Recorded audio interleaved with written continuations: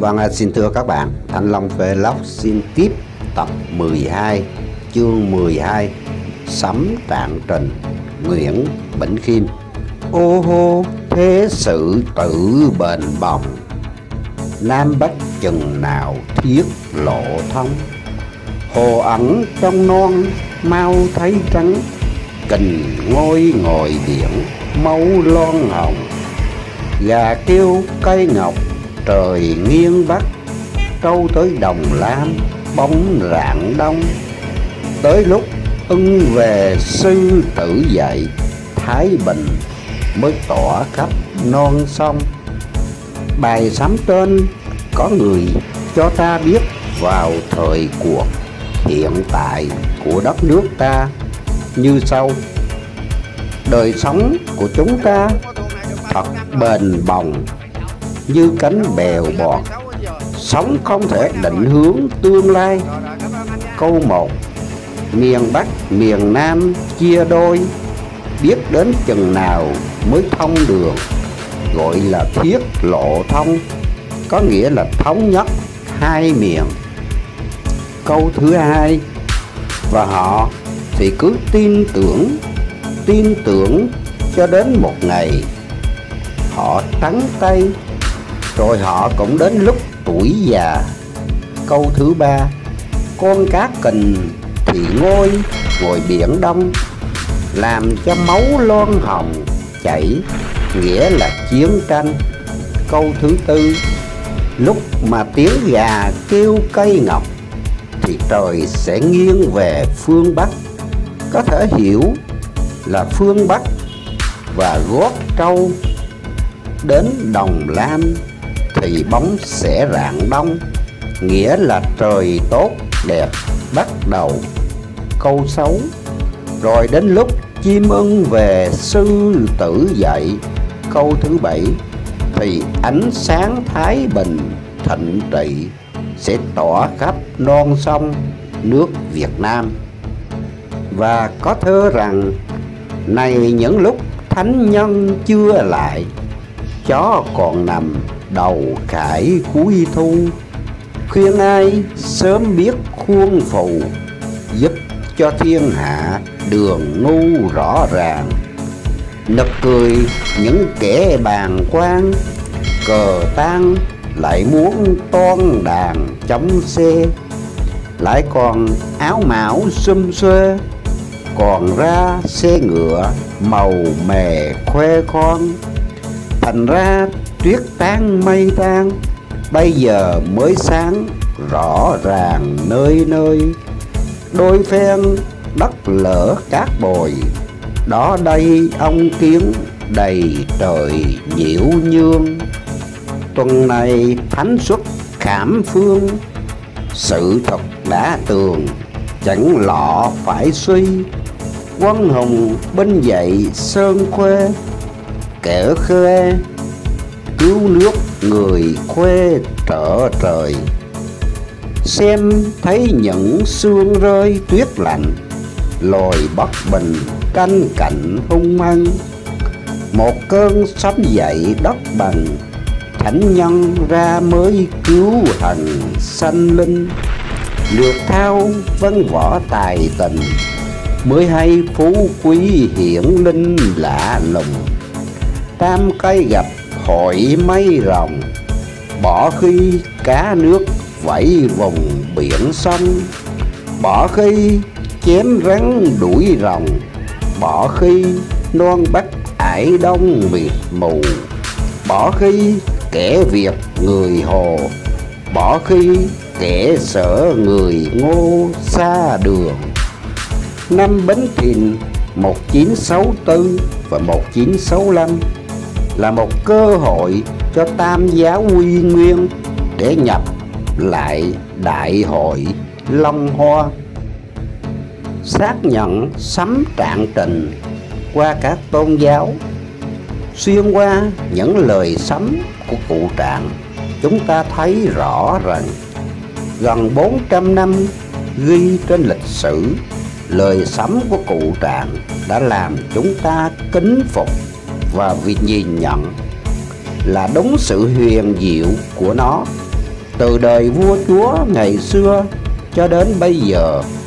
Vả lại các tôn giáo cũng như khắp trên thế giới đều nhìn nhận sẽ có một ngày tận thế, vì nhân loại hiện nay đang nằm trên thùng thuốc nổ nguyên tử. Muốn rõ ràng hơn, chúng ta đem đối chiếu những lời sấm trạng về cuộc đại chiến thứ ba qua những lời tiên tri tận thế của các tôn giáo. Những điểm cảnh báo của nhân loại trên thế giới đang sống những giờ đầy rẫy sợ hãi kinh hoàng. Hai chữ an toàn đã thành vô nghĩa. Hầu hết trên khắp nơi, dường như tay trời ách nước, đều thi nhau giết hại nhân loại, từ Đông sang Tây, từ Âu sang Á.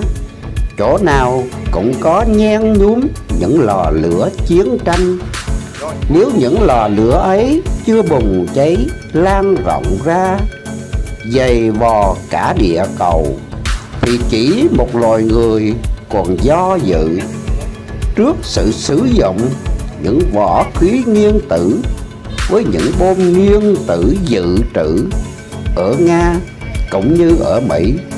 Nhân loại đang nằm trên một thùng thuốc nổ. Chỉ một sự bất cẩn, một cử động vô kiểm soát của một kẻ loạn óc, thì thùng thuốc nổ ấy sẽ nổ toang. Và chừng đó, nếu quả địa cầu không tan nát từng mảnh để báo điềm ngày tận thế, thì một phần lớn của nhân loại cũng sẽ bị hủy diệt.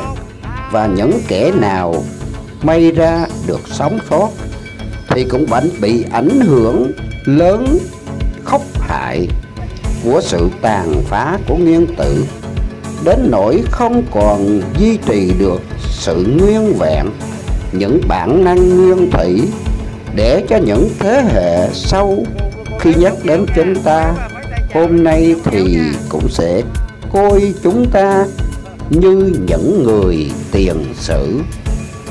Đang khi chi hiểm họa chiến tranh nguyên tử đè nặng tâm trí mọi người, thì chiến tranh thật sự đã và đang dày dò trên dân tộc trên thế giới, trong đó có cả nước Việt Nam của chúng ta. Thì ai tay trời ách nước đổ xuống dồn dập, bão lũ nơi này, động đất nơi khác, dịch thạch chỗ kia, thất mùa chỗ nọ. Thế thì thế giới bàng hoàng sợ hãi sẽ tự hỏi, có phải những ngày thử thách vĩ đại trên thế gian sắp đến chăng? Không ai đoán được những việc họ phước, nhưng chúng ta cũng nên tựa vào ánh sáng đức tin mà nhìn xem những khốn khổ tai họa khủng khiếp như là sự cảnh báo nhân hậu của Thiên Chúa. Thế gian còn phải bất bình trước nếp sống hỗn loạn của nhân loại, và hiện tại nhất là ý chí ngoại giao thời nay đã lôi cuốn người thể sống theo một vật dục và đắm mê hưởng lạc. Thế thì thử hỏi Thiên Chúa có nhẫn nhịn mãi được không? Điều quan trọng còn xét nghĩ, và nhân loại sẽ có thái độ nào trước sự cảnh cáo quá rõ rệt của Thiên Chúa? Đáng lo sợ chăng là nhân loại đã mù mắt và ù tai, nên không nhận thức được sự cảnh cáo, vẫn cắm đầu đi sâu vào hố tội lỗi, để rồi khi sự nhầm lẫn nhân từ của Thiên Chúa đã hồi công vô ích, thì cánh tay phải của Thiên Chúa sẽ buông xuống nặng nề.